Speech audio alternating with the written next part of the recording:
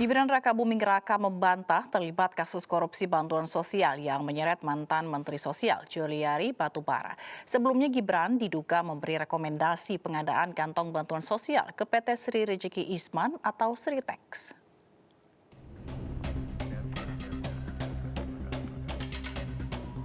Calon Wali Kota Surakarta Gibran Rakabuming Raka menampik kabar yang menyebut dirinya diduga terlibat dalam kasus korupsi dana bansos. Hal ini disampaikan Gibran saat belusukan ke Kampung Banyuagung Banjarsari, Surakarta. Ia mengaku kaget disebut-sebut memberikan rekomendasi pengadaan kantong bansos. Itu berita-berita yang tidak benar dan tidak bisa dibuktikan. Ya kalau mau korupsi kok kenapa korupsinya baru sekarang enggak dulu-dulu. Enggak, saya enggak pernah seperti itu. Mas, kalau pengen proyek ya proyek yang lebih gede. PLN, Pertamina, jalan tol itu nilainya triliunan. Saya nggak pernah seperti itu.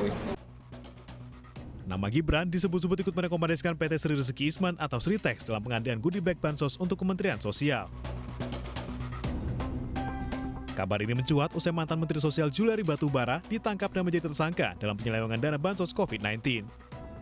Dari Surakarta, Jawa Tengah, Septiantoro, iNews melaporkan. Isu reshuffle kabinet mengemuka usai Juliari Batubara dan Edi Prabowo tersandung kasus korupsi. Nama Susi Pujiastuti dan Sandiaga Uno disebut pantas untuk menduduki kursi menteri.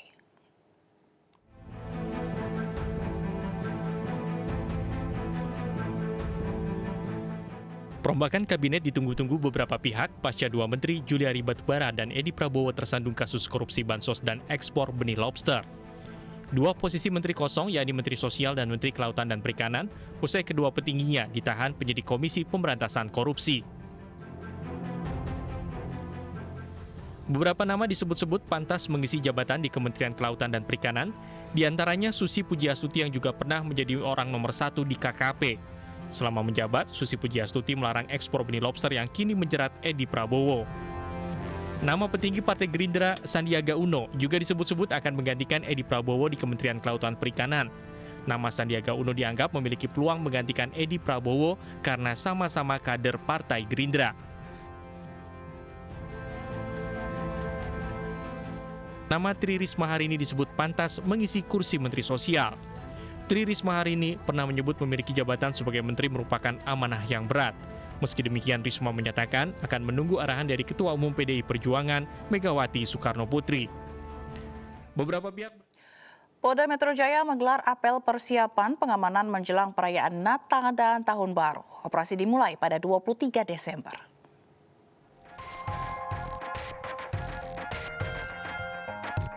Kapolda Metro Jaya Irjen Pol Fadil Imran memimpin pelaksanaan apel Operasi Lilin Jaya 2020 yang akan digelar pada 23 Desember 2020 hingga 4 Januari 2021 mendatang.